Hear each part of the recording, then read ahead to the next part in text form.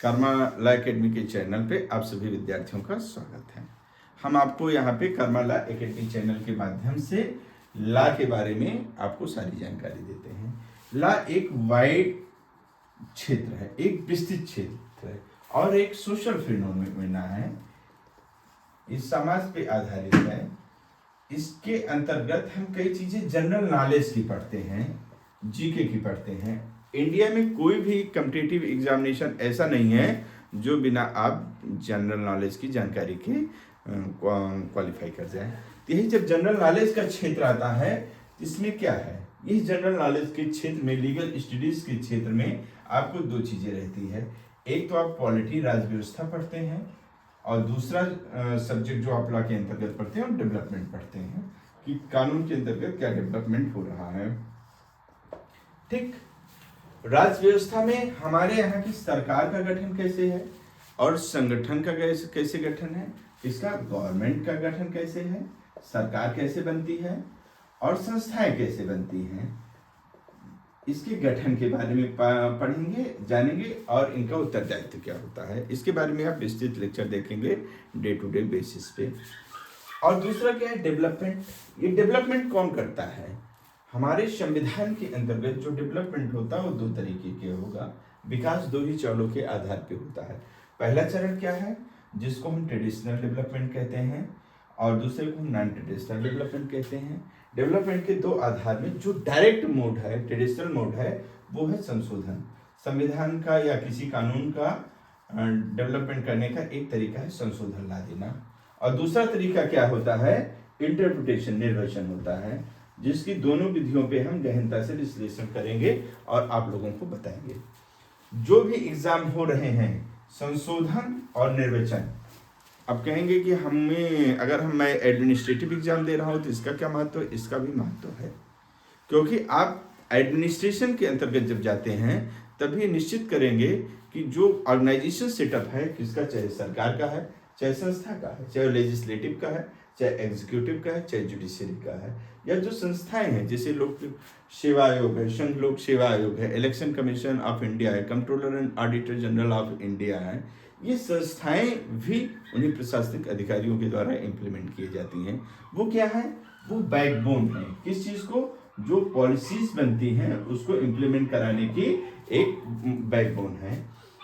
ये बैकबोन तभी इम्प्लीमेंट कराएगी जब वो एग्जाम क्वालिफाई होगी। एग्जाम क्वालिफाई करने के लिए इंडिया में बहुत ही स्टैंडर्ड है, मानक है। क्या मानक है?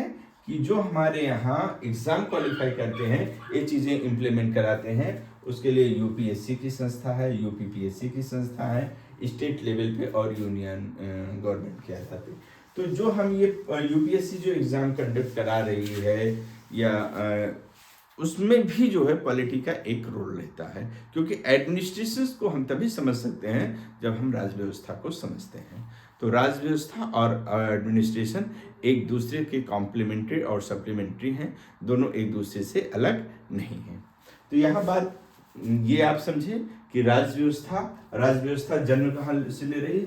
लॉ से, कानून से। यदि कानून की जानकारी नहीं होगी तो हम इसको नहीं पढ़ पा रहे हैं। यहाँ आपको थ्रोली पूरा कोर्स नहीं पढ़ाया जा रहा, लेकिन इतनी चीजें बताई जाएंगी कि जो कि इम्पोर्टेंट है, वो भी जनरल नॉलेज की दृष्टि से। ये लिखा गया है जनरल नॉलेज।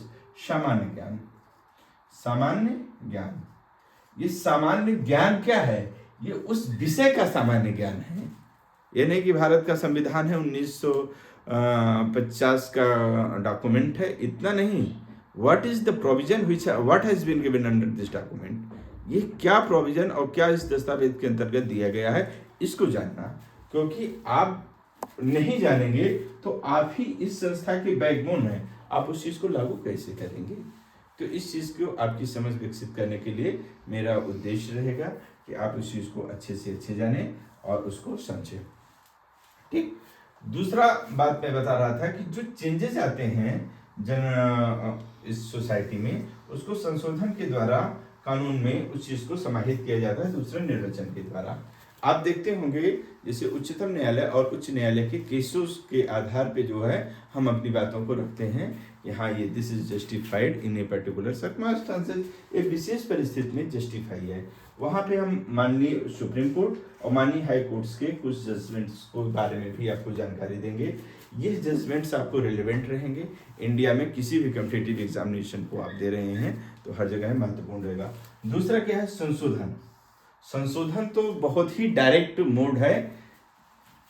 इसको जानने के लिए आप जानते ही हैं कि भारत में कानून बनाने की जो शक्ति दी गई है वो लेजिस्लेटर को दी गई है। लेजिस्लेटर कौन है? जैसे केंद्र के स्तर पे भारत की संसद है, ये संसद कानून बनाती है और कानून को खत्म भी कर सकती है। उदाहरण के तौर पे अभी हाल ही में पार्लियामेंट ने इंडियन पेनल कोड को, भारतीय दंड संहिता को समाप्त किया है, रिपील किया है और उसके स्थान पे आईजेसी, इंडियन जस्टिस कोड, इंडियन न्याय संहिता लाया है। भारतीय दंड संहिता को हटा दिया है और भारतीय साक्ष्य अधिनियम को।